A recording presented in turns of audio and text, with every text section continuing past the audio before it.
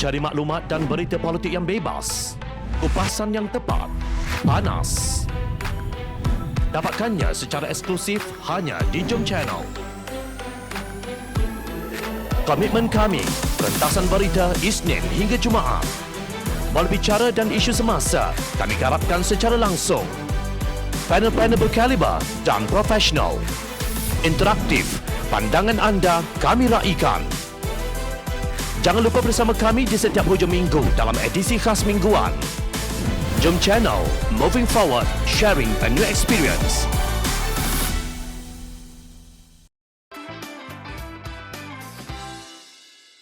Adakah hudud PAS kini sudah menjadi zombie?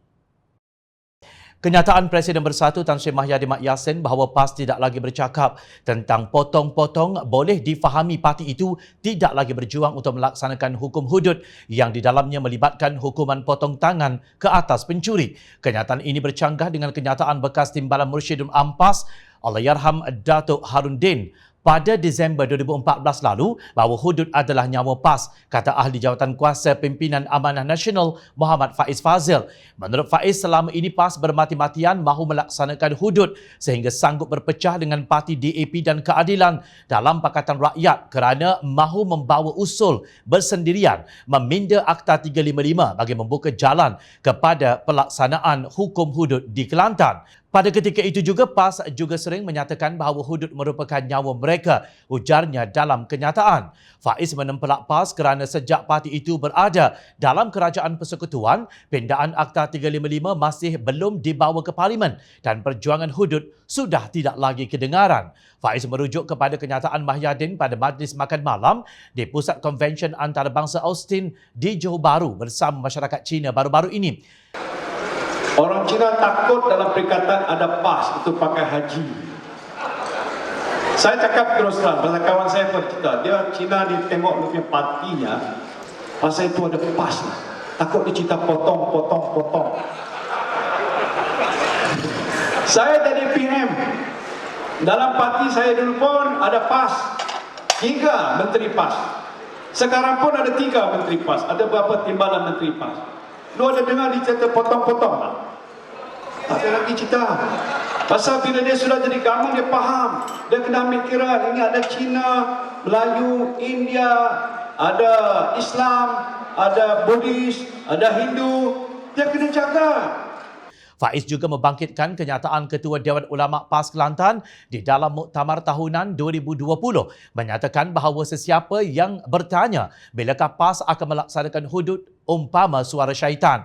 Beliau mempersoalkan PAS yang ternyata sudah mengubah agenda perjuangan Islam yang kini menjadi tin kosong setelah berkawan dengan UMNO dan bersatu sebagai kerajaan. Adakah nyawa perjuangan PAS kini sudah tiada? Kemanakah kompas politik PAS sekarang? Adakah nyawa PAS sudah mati sekarang ini? Soalnya, Faiz berpendapat tiada pun satu dasar Islam yang dijadikan agenda negara hari ini sejak berlakunya langkah syaratan. Kerajaan Melayu Islam hanya candu politik bagi mengelirukan rakyat terutama orang Melayu, sedangkan kerajaan hari ini terpalit dengan pelbagai skandal rasuah dan penyelewengan walaupun Islam mencegah keras amalan rasuah menurut beliau. Pada tahun 2015, Presiden PAS Tan Sri Abdul Hadi Awang pernah berkata PAS akan meneruskan agenda untuk melaksanakan undang-undang hudud di negeri Kelantan.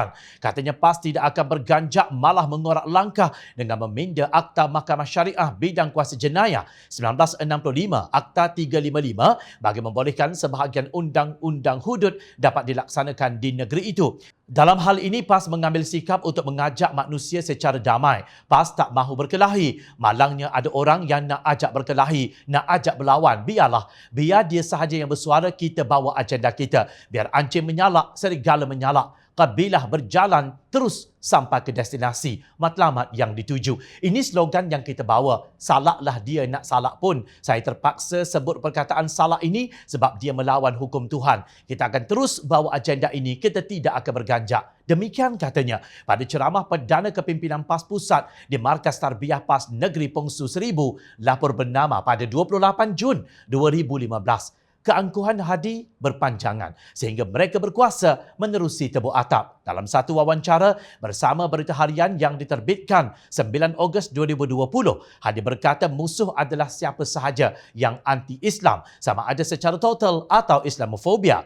Siapa yang anti-Islam ataupun berfahaman salah terhadap Islam yang menghalang cita-cita Islam untuk memimpin, merekalah musuh kita, termasuk orang Melayu kita sendiri, katanya. Beliau dengan jelas menuding jari kepada DAP dan secara tersirat Pakatan Harapan kononnya menentang Islam. Sedangkan hakikatnya Hadi pembawa usul RUU itu yang memohon supaya usul itu ditangguhkan. Saya mohon supaya usul ini ditangguhkan dan dibawa ke mesyuarat akan datang mengikut peraturan mesyuarat 15/5, katanya pada 26 Mei 2016. Hampir 6 tahun berlalu. Kali terakhir rakyat mendengar mengenai RUU 355 ialah pada 6 Oktober 2021. Justru tidak silap jika kita melihat dakwaan Mahyadin sebagai serius. Faiz juga menyeru Hadi Awang menjelaskan kepada rakyat Malaysia sama ada PAS sudah tidak lagi memperjuangkan hudud.